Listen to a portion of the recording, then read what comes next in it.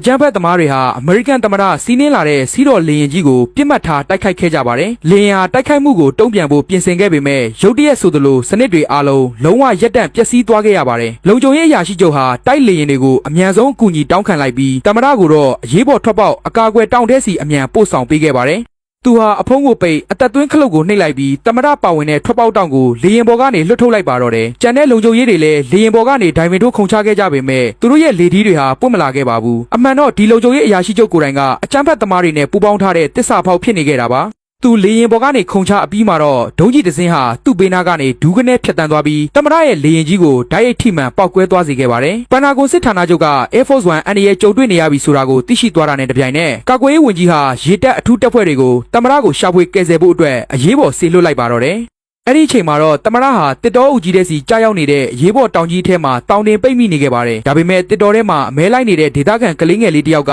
ဒီတောင်ကြီးကိုစတင်တွေ့ရှိသွားခဲ့တာပါ။ကလေးငယ်ကတောင်ရဲ့အဖုံးကိုခောက်လိုက်တဲ့အခါသမ္မတကသူ့ရဲ့တက်တော်ဆောင်တွေလာခဲ့တာလို့ထင်မှတ်ပြီးအဖုံးဖွင့်ရမယ့်လျှို့ဝှက်ကုန်းနံပါတ်ကိုမှန်ပေရင်းပေါ်မှာရေးပြလိုက်ပါတယ်။ကလေးငယ်ကကုန်းနံပါတ်ကိုရိုက်ထည့်ပေးပြီးနောက်ခက်မြန်ပုံကွယ်လိုက်ပါတယ်။သမ္မတကအဖုံးကိုဖွင့်လိုက်တဲ့အခါမှာသူ့ကိုလာရောက်ကဲတင်တာတက်တော်ဆောင်မဟုတ်ပဲကလေးငယ်လေးဖြစ်နေမှန်းသိသွားခဲ့ရပါတယ်။မင်းကဘသူလဲလို့ကလေးကမေးတဲ့အခါမှာတော့သမ္မတကငါဟာအမေရိကန်ပြည်ထောင်စုရဲ့သမ္မတပါလို့အတည်ပြုစကားဆိုခဲ့ပါတယ်။သမ္မတရဲ့အထောက်အထားကိုအတည်ပြုပြီးတာနဲ့ကလေးငယ်ဟာသမ္မတကိုအခင်းဖြစ်ပွားရာနေရာကနေအမြန်ဆုံးဥဆောင်ခေါ်ထုတ်သွားခဲ့တာကြောင့်အကြမ်းဖက်သမားတွေရောက်ရှိလာချိန်မှာတော့သမ္မတဟာပျောက်ချင်းမလပျောက်ကွယ်သွားခဲ့ပါပြီ။နောက်တစ်နေ့မှာတော့သမ္မတဟာလေထီးမပွင့်ပဲတိတ်ဆုံးနေတဲ့သူ့ရဲ့လုံခြုံရေးတွေရဲ့အလောင်းကိုတွေ့ရှိသွားခဲ့ရမှာသူ့ရဲ့အနီးကပ်တပ်ဖွဲ့ထဲမှာတစ္ဆာဖောက်ရှိနေပြီဆိုတာကိုရဲရဲကြီးသဘောပေါက်သွားခဲ့ပါတယ်။အဲ့ဒီအချိန်မှာပဲအကြမ်းဖက်သမားတွေဟာတစ်တော်ကိုရှာဖွေဖို့ဟယ်လီကော်ပတာတစ်စီးဆေလွတ်လိုက်ရမှာသမ္မတနဲ့ကလေးငယ်တို့ကိုချက်ချင်းတွေ့ရှိသွားကြပါတယ်။သမ္မတနဲ့ကလေးငယ်တို့ဟာအနီးနားကရေခဲတစ်တာအဟောင်းကြီးတစ်ခုအထဲစီအမြန်ပုံကွယ်လိုက်ကြပြီးကလေးငယ်ကအားနဲ့တွန်းထုတ်လိုက်ရာရေခဲတစ်တာကြီးဟာ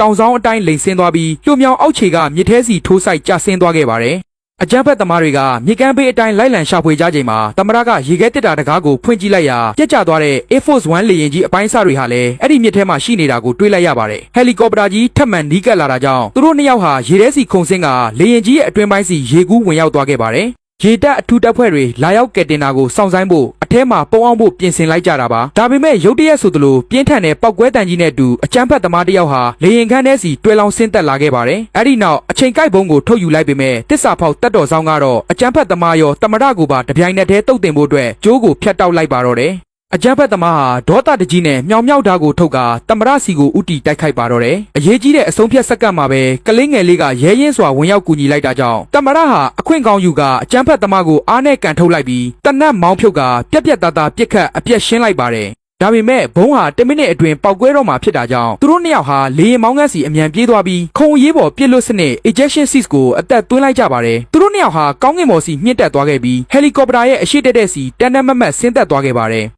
အဲ့ဒီအချိန်မှာကလေးငယ်ဟာလေးကိုအဆုံးထိဆွဲငင်ကတစ္ဆာဖောက်တက်တော်ဆောင်စီချိန်ရွယ်ပစ်ခတ်လိုက်ပါတယ်တက်တော်ဆောင်ပြုတ်ကျသွားတဲ့စက္ကန့်မှာပဲလေရင်ကြီးတွေကဘုံဟာပြင်းထန်စွာပောက်ကွဲသွားခဲ့ပါတော့တယ်ပောက်ကွဲမှုရဲ့ရိုက်ခတ်အားကြောင့်သမ္မတဟာကလေးငယ်ရဲ့မျိုးနွယ်စုရွာကလေးရှိရာစီလေထီးနဲ့ဘေးကင်းစွာကျဆင်းသွားခဲ့ပြီးအဲ့ဒီအချိန်မှာပဲရေတပ်အထူးတပ်ဖွဲ့ဝင်တွေလည်းအချိန်မီရောက်ရှိလာခဲ့ကြပါတော့တယ်ရွာသူရွာသားတွေကတော့ကလေးငယ်လေးဟာအမေရိကန်သမ္မတကြီးကိုကယ်တင်ပြီးခေါ်ဆောင်လာခဲ့တာကိုမယုံနိုင်စရာဖြစ်အပ်ဖြစ်အံ့ဩတကြီးကြည့်ရှုရင်းဒီသမိုင်းဝင်စံချိန်တင်အခိုက်အတန့်ကိုကင်မရာအသီးသီးနဲ့မှတ်တမ်းတင်ရိုက်ကူးလိုက်ကြပါတော့တယ်